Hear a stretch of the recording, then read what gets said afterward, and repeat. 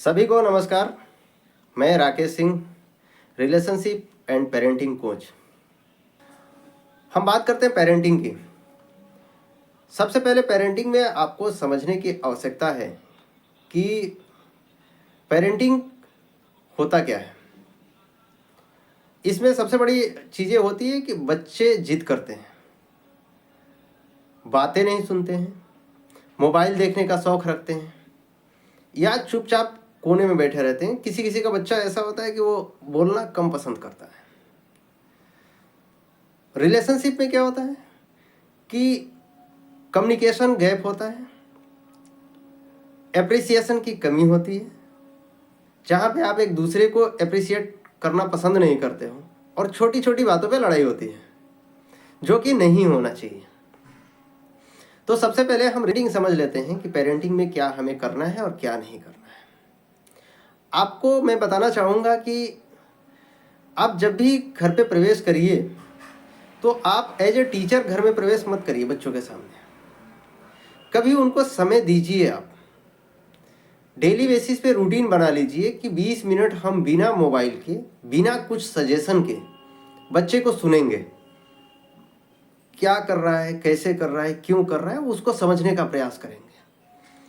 फिर उसको सजेशन देंगे ना तो उसको बहुत अच्छा लगेगा और आपकी बातों को मानेगा भी। दूसरा कि कभी भी आपका बच्चा अगर गुस्से में है तो आपको उसको डांटने से पहले पूछने की आवश्यकता है कि आप गुस्से में क्यों हो। मैक्सिमम टाइम क्या होता है कि पेरेंट्स उसको तुरंत डांटना स्टार्ट कर देते हैं। हालांकि ऐसा नहीं करना चाहिए और एक करना भी नहीं है, क्योंकि बच्चा अगर गुस्से में है तो सबसे पहली प्राथमिकता है कि आप उससे पूछिए कि वो गुस्से में क्यों है। दूसरी चीज़ें आपको ये करनी है कि आपको चिल्लाना बंद कर देना है, क्योंकि कई बार होता है ना कि पेरेंट छोटी छोटी बातों पे चिल्ला करके बोलना पसंद करते हैं। चिल्लाना बंद कर दीजिए, शांति के साथ में बात करिए और शांति के साथ में समझिए उसकी चीज़ों को और समझाने का प्रयास करिए। दूसरा कि आपको ये भी ध्यान में रखना है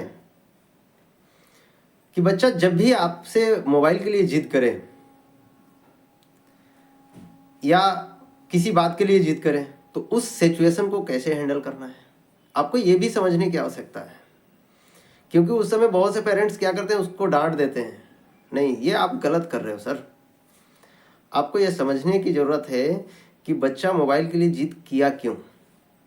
अगर कर रहा है तो फिर कहीं ना कहीं उसमें आपने उसको अप्रिशिएट किया होगा इसके लिए। तो इस चीज़ को पहले आप बिना फ़ोन के कभी उसके साथ में बैठ करके 20 मिनट पढ़िए। अगर वो पढ़ रहा है तो आप पढ़िए, अगर वो खेल रहा है तो खेलिए उसके साथ में। तब आप समझ पाएंगे कि बच्चे की मानसिकता क्या है और उसको किस तरीके से मुझे गाइड करना है।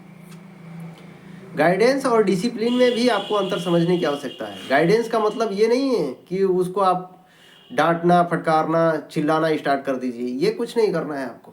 डिसिप्लिन का मतलब ये है कि उसको गाइड करिए, आप उसके साथ में शांति से बात करिए।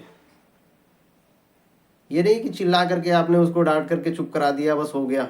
नहीं, आप गलत रास्ते पे जा रहे हो। तो इस चीज़ को जितना जल्दी आप समझेंगे उतना बेहतर होगा आपके लिए। दूसरा, अगर हम रिलेशनशिप की बात करें तो रिलेशनशिप में मिसकम्युनिकेशन या कम्युनिकेशन गैप कहें या फिर छोटी छोटी बातों पे लड़ाई या एप्रिसिएशन की कमी, ये सारी चीज़ें होती हैं। और जब कपल हो या रिलेशनशिप में हो तो ये इनके बीच में कम्युनिकेशन गैप होना स्वाभाविक है। ये आप ही की समस्या नहीं है, सबकी समस्या है। लेकिन इसको सुधारेगा कौन सर? इसको सुधारना भी आपको स्वयं ही है। लेकिन ये कैसे सुधर सकता है, आपको अगर ये बातें समझ में आ जाए बेसिकली तो बहुत अच्छी बात है। आपको सबसे पहले ये समझने की आवश्यकता है कि कम्युनिकेशन गैप कहाँ पे हो रहा है। जहाँ पे आप एक दूसरे को ब्लेम करना पसंद करते हो कि तुम ऐसा करते हो, तुम वैसी करती हो, तुम ऐसे करने लगे हो, तुम वैसी करने लगी हो, इसकी जगह पे अगर आप ये बोलना पसंद कर लें कि मुझे लगता है कि अब हम लोगों को इस तरीके से इस काम को करना चाहिए, अब मुझे लगता है कि हम लोगों को अब इस तरीके से बातें करनी चाहिए, अब मुझे लगता है कि हम लोगों को अब इस काम में इन्वॉल्व होना चाहिए। जहाँ पे इस बात का आप जिक्र करना स्टार्ट कर देंगे सर, वहाँ से आपका रिलेशन अब पंख लगा करके उड़ना स्टार्ट कर देगी। वहाँ से फिर आपको कोई रोकने वाला नहीं है। लेकिन आप क्या करते हो, आप ब्लेम लगाना ज़्यादा पसंद करते हो। रिलेशनशिप में जीतना बहुत बड़ी बात नहीं है, आप सुनना पसंद करिए। और जिस दिन से सुनना पसंद करना स्टार्ट कर देंगे ना, रिलेशनशिप और गहरा मजबूत होता जाएगा। दूसरी चीज़ है, आपको ये भी ध्यान में रखना है कि आपको एक दूसरे को अप्रिशिएट भी करना है किसी भी काम के लिए, किसी भी बातों के लिए। कि अच्छा लगा आपने मुझसे ये बात कही, अच्छा लगा आपने मुझे ये बताया, अच्छा लगा कि मुझे ये आपने सिखाया और मुझसे इससे मुझे ये फ़ायदे मिले, ये भी आपको बोलना है। और छोटी छोटी बातों पे तो बिल्कुल भी लड़ाई नहीं करनी है। छोटी छोटी बातों पे जब आप लड़ाई करते हो ना सर, तो आपका पड़ोसी सबसे ज़्यादा फ़ायदा लेता है।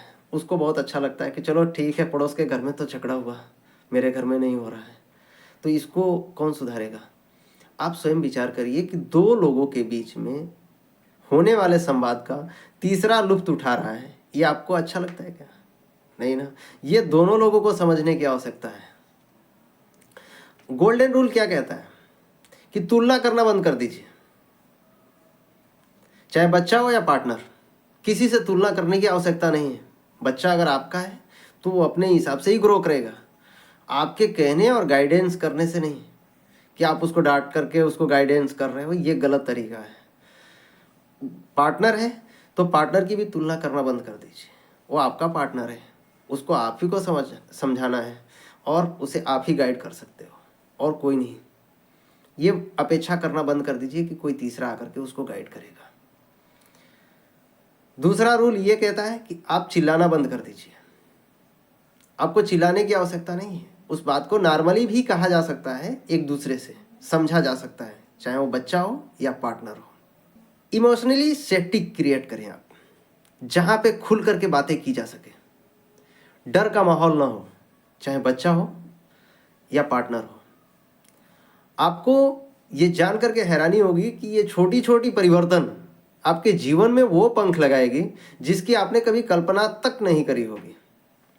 लेकिन हमें क्या पसंद है कि हम अपने ही धुन में जीना पसंद करते हैं।